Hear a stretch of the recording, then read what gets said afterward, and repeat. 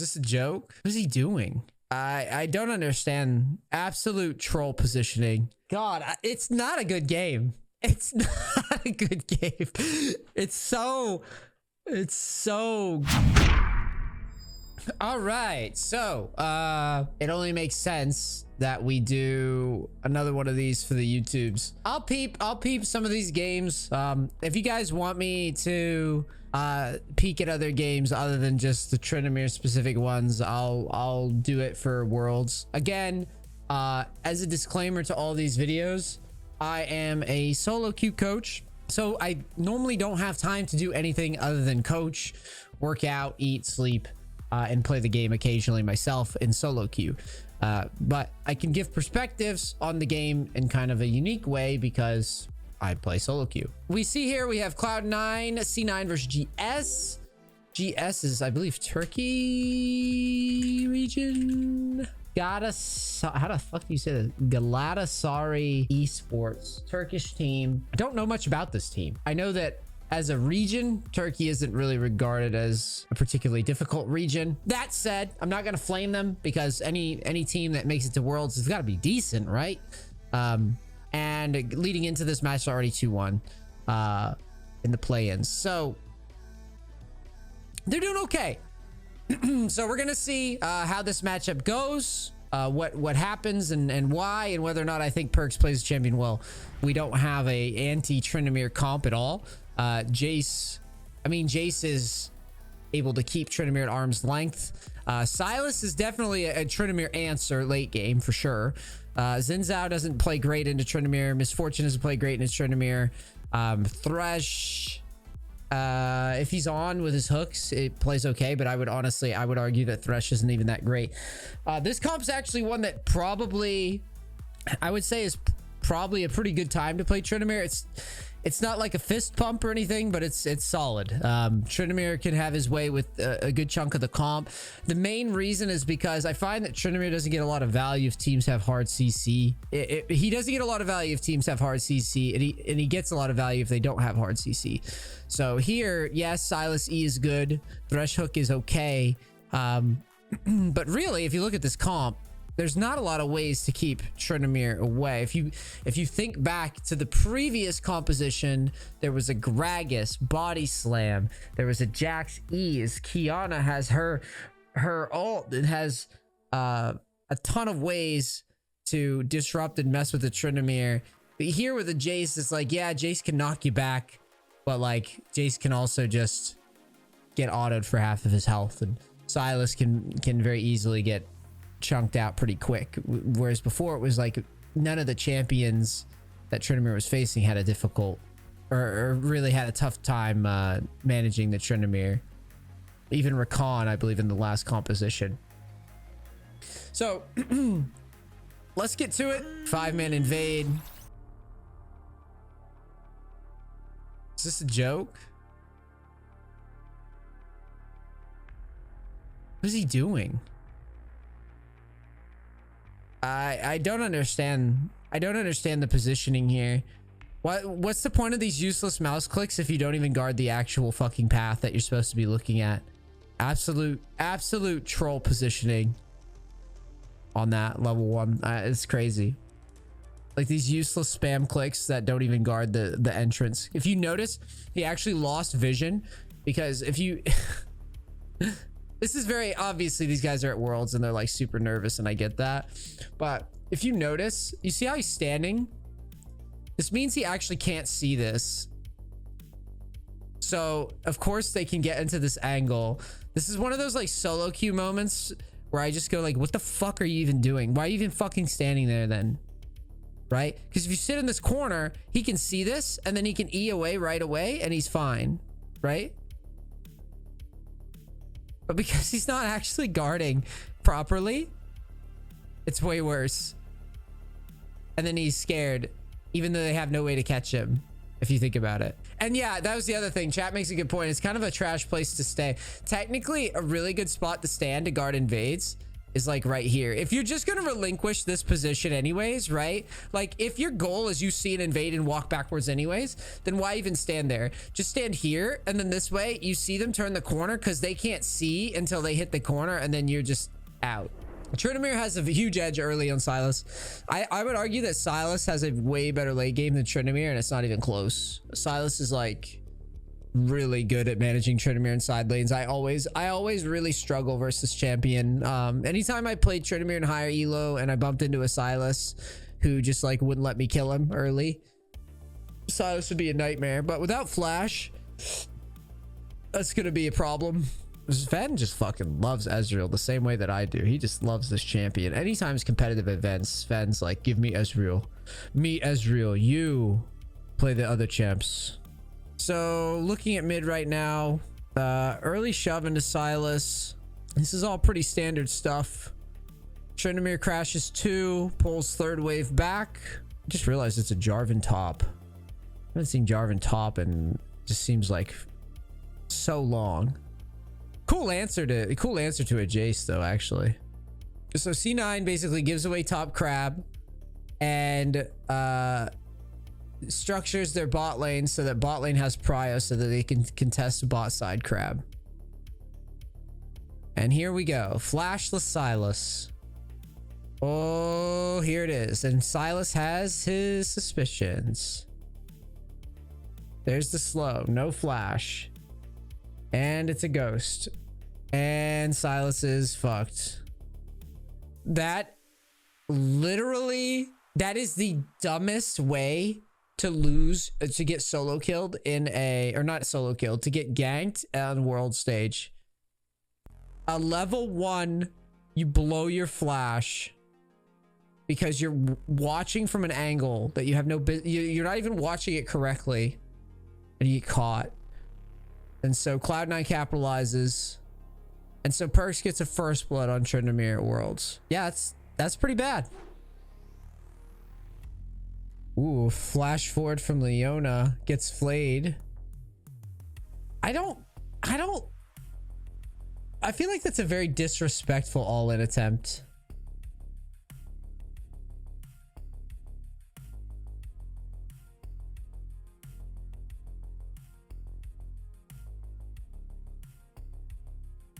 It's a very disrespectful all-in attempt by Vulcan. Just like not giving the Thresh credit to be able to flay away. I mean, honestly, GS play the 2v2 okay. But yeah, it's just they have to know something's up when that flash comes down, and they still opt into this 2v3, and they're just getting, I mean, they get up straight. Wait, what did I just witness? So Leona flashes in. What am I watching from this team? Leona flashed in. Thresh flays it. Wave pushing out. I have so many questions. Why are they playing so tight to the Leona Ezreal in this, with the wave state the way it is?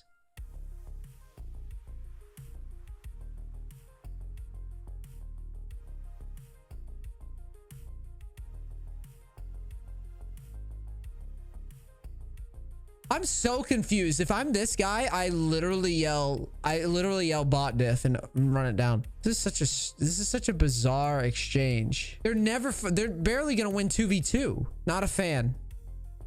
Not a fan of this bot lane skirmish. I mean, the guys mechanically play it well, but it doesn't make any sense why they would handshake this. They were so confident too. I think that they're confident because they know Xin Zhao's bot lane, but it's like they lost track of the mini map or something. It's so weird. I mean, just look at wave. Look at wave. Why though? Why are we handshaking it? They're so confident. It's like it's literally like they can't fathom that Talia is going to be coming around the corner at the same time. You know, like they're not just doing this on world stage just for sport, dude. Yeah, I'm not a fan of it. It literally looks like a mechanical. Look how much they lose for this. Do you understand? Like it's so far. It's mechanically bad because it makes like a bunch of assumptions. It's macro bad. Yeah, look, Cloud9's just like, look at these fucking morons.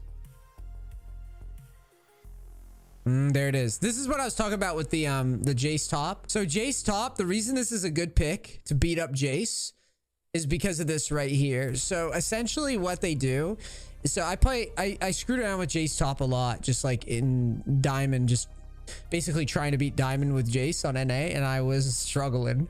And the reason why it's so tough is because of matchups like this and like Scion and like just this like engaged shit, because Jarvan is one that I never saw, but it makes total sense when you think about it. Essentially what happens is Jace will eventually just, or Jarvan will eventually just get pissed at you, and with the jungle help, Jarvan will just do this combo and just flash on you, right? So if Jarvan hits this, you're gonna be ulted, which means you're never going to get out. I'm also very confused with the way that Jarvan plays this after the fact. I don't really understand why he like elects to ult right away. Like, I get that he might be a little nervous of like the Jace popping him or whatever. It seems weird. It felt like Jace could flash and maybe extend it out a bit and maybe outplay, but he just holds. There it is. Knock up. Like right here, I guess Crazy figures that if he flashes Jarvan's ults, but then Jarvan ults here and he still doesn't flash, which I think is a little bizarre, you know? Like, I feel like after the ult goes, he could just flash and then like walk this way and try to wiggle his way out. But I could just be nitpicking here. He might just really rather... He really rather might just want to hold it and not risk throwing his flash away. He might just call it dead and just... I don't hate it. But honestly, as Jace, you have to farm from like max range. So what Jace needed to do is he basically needs to walk way behind the wave when he doesn't know where the jungler is, and assume that is a lethal moment, right? It's a lethal moment with the wave pushing out. Like, Jarvan can literally engage on you from like a screen away, and it really sucks with Jace specifically. So it was just more of a positioning error than anything, right? It's like, if I'm right on top of if he's close enough to where Jarvan can EQ flash and hit the knockup, technically he should have been a little further back and just been farming from Q range.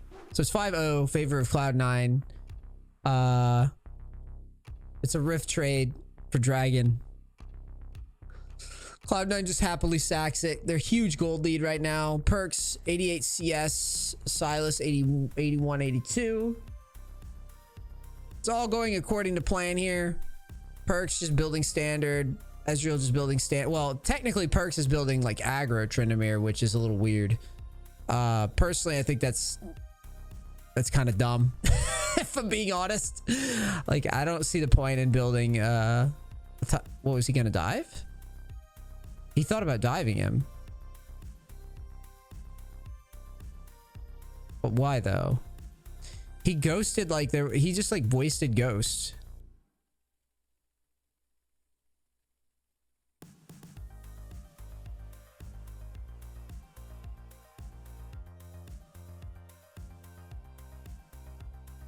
I don't know about that. That's pretty fail.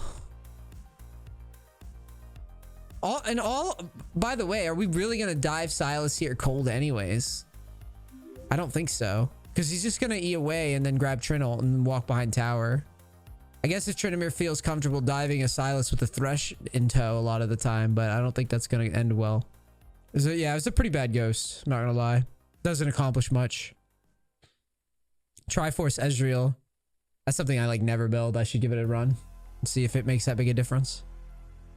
I like to build beefier, but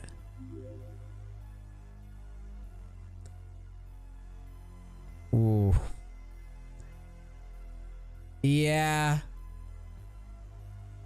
Ooh, nice. That's a nice little turnaround. Grabs a Jarvan ult and leads it right into it.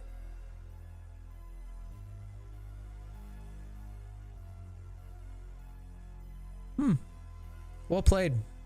Xin Zhao walked right into it. Just a doom scenario. And here comes a dive. Leona says, "Where's your thrush, buddy?" And now they have to play hide and seek here.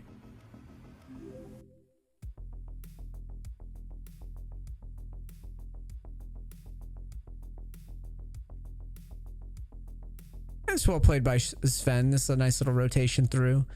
Yeah, it's definitely worth. Like, GS has to commit a lot of troops to bot side, and they just start losing waves everywhere. Rift going down mid. They're losing camps to Tryndamere.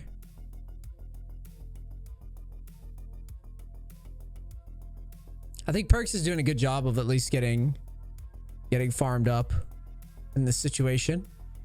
I mean, it's pretty cut and dry. Does get the executioners eventually, so I guess he just wanted Noon Quiver because it was like a smooth buy and it just makes farming easier. It takes a lot of stress off your farming. And I figure, I guess in pro play is a lot more handshaking, so maybe it's just one of those choices where you're just like, you know what? Like, I'd just rather make sure I hit my CS. I don't want to go on main stage here and miss farm on Tryndamere. That would be embarrassing. The easiest champion in the fucking world to farm with. If Sven gets caught here, it would have been a little bit more respectable, but when Sven gets out of this play, it's like, it's just not very good. There's a lot of resources that go to waste for GS. Also, Misfortune's positioning was a little questionable there. Being able to just get cold dove like that is pretty telegraphed. You got to be aware of where the Thresh is. So like, it's fine to stay near tower. Like if Misfortune was in Lantern range and Thresh was just like on the outside of the pink ward, it's like, all right, because then the Thresh just goes, haha, gotcha, and then just flings a W over the wall. But in this position here, when Misfortune's by herself and Vulcan calls it out, it's a really smooth call out. Vulcan calls it out, picks off the Misfortune nice and cleanly like that. It's really bad. That represents that there was a lapse in judgment through GS bot lane, because they're like, oh well, they're not gonna dive because I'm nearby. JK, I'm not close enough. Going for dragon number 2. Cloud9's given that as well.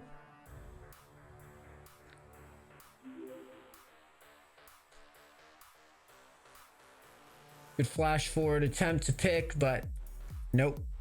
Sven gets out of it. Would have been a huge pick. I don't hate the idea of trying to find a sneaky pick on flashless Ezreal. Could have been a game changer. Ooh, Leona ult stolen by Silas, and now we get the 5v3. Cloud9. This game, I'm glad I didn't watch any of the highlights for this. This is like a mess. Well, even though GS gets the pick, Perks is side laning the whole time. Jarvan's side laning the whole time. Solos are getting a little hefty. And, you know, I'm always big. I talk a lot about taking up space.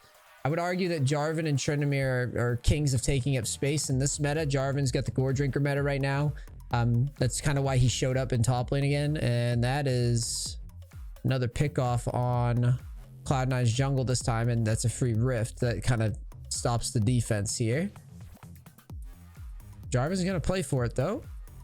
Decides to go in, and Perks is in, and he's in deep, and this is the space that we're talking about. Lots of auto attacks, lots of goofiness. Oh, this game's it's just a mess. And Sven goes down. God, it's not a good game. It's not a good game. It's so needlessly scrappy. What's the idea behind? All right, let's watch Perks here.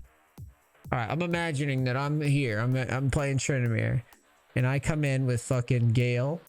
All right, what would I do? Why the fuck did he just spin? Wait. Whoa, why the fuck did he just spin forward? Hold up. Why is he spinning here?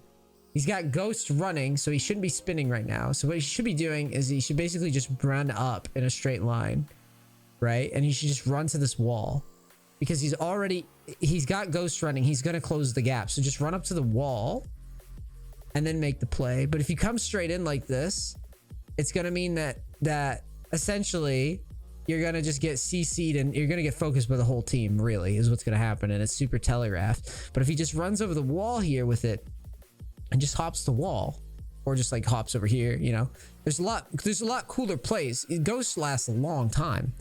So I know this is, like I said, I get it. They're fucking worlds. I'm not a pro. I get it. I'm just saying, doesn't make a lot of sense the way he plays it. All right. Because He doesn't need to spin here to get to where he needs to go. He just needs to walk. They don't have a lot of targeted CC, so you could just kind of get around and then run the same action again.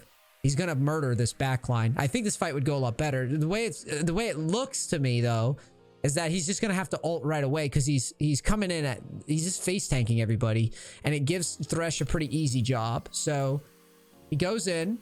There's the hook right away. You see this? This is not pretty. The reason he gets hooked right away is because he face tanks it out, right? He just fucking sprints in there. He comes at an angle. It's a lot harder for Thresh to play this way. Okay, so he's gonna be forced to blow his ult, so he can't get to the back line. But if he was able, he could literally just wipe here with how strong he is. He could fuck up their back line here. He can get a ton of shit done and then walk out the same way that he does. So he goes in, he gets stunned. He has to he's forced to ult right away.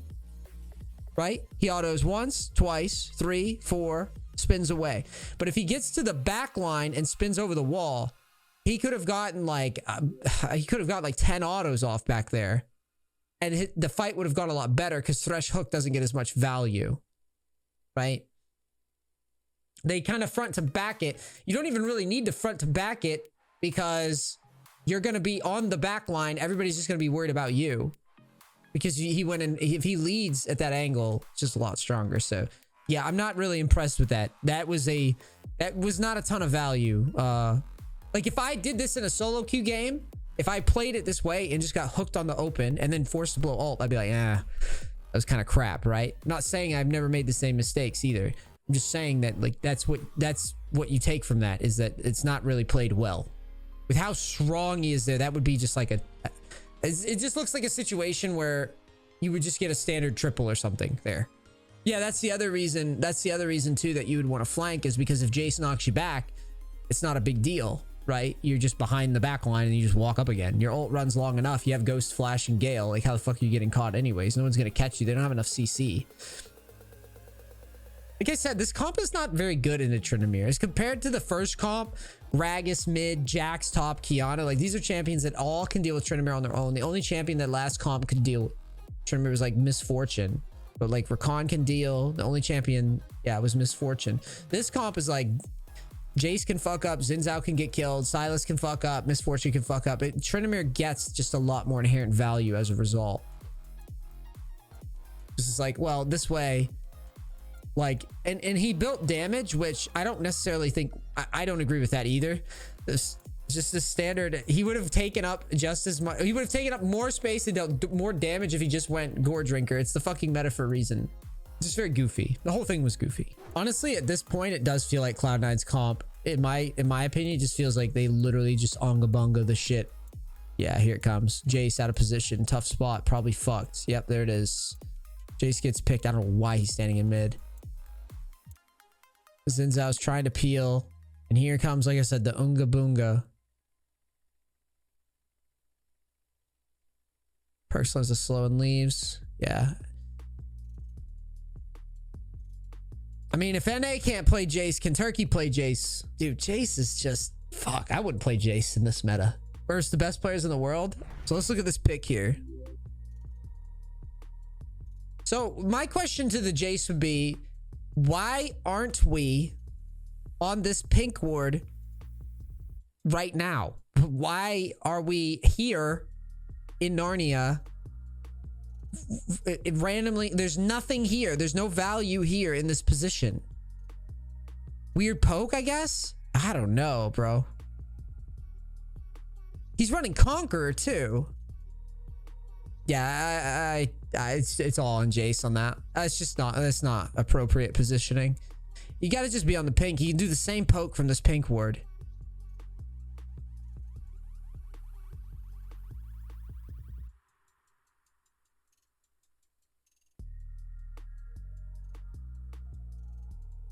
Yeah, everything else is fine.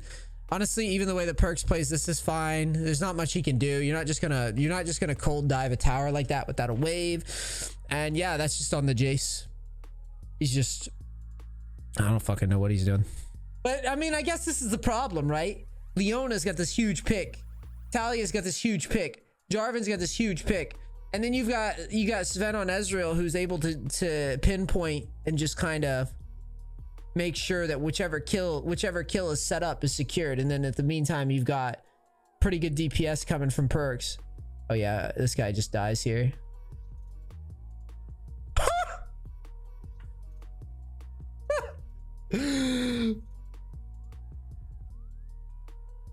How? Whoa, what?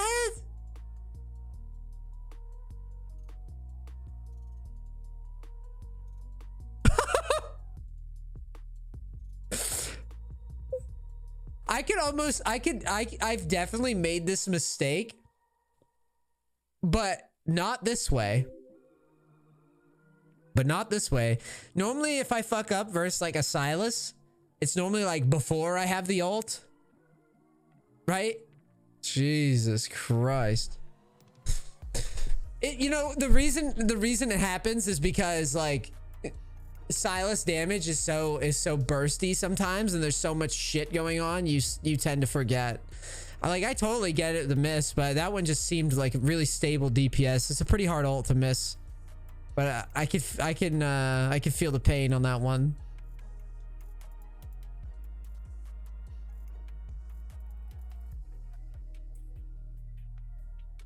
GS really doing a good job though. They're holding up, man. They weren't playing that bad.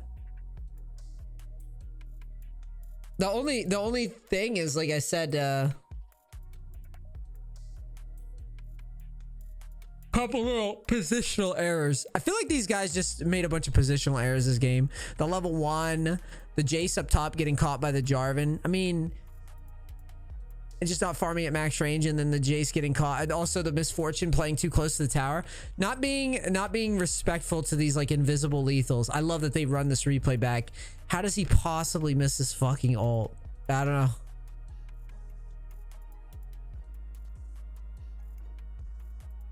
Yeah, that'd probably be my reaction too. That'd probably be how I'd react. Fuck am I paying this guy for? Can't press R. If I want to watch some guy not press R versus Sylas, I just put NEACE on the main stage in Tryndamere. I think this Baron dance here that we're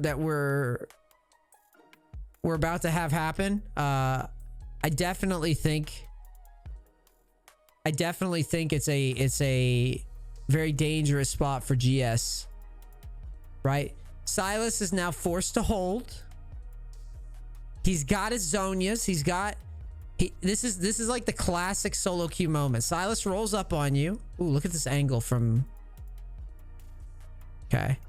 And meanwhile, as Sylas defends, Cloud9's looking for the pick. Vulcan with a dumbass ult. That was a whack ult. No follow-up anyways, even if he hits it. This is the part where I say Sylas starts to kind of come back a little bit, because he can just delay. He can basically force your ult, and then he can take your ult, then delay with Zonias. Honestly, I would put Sylas as like late game counter. He's probably one of the most obnoxious ones. We're doing a crazy TP here for this tier 2.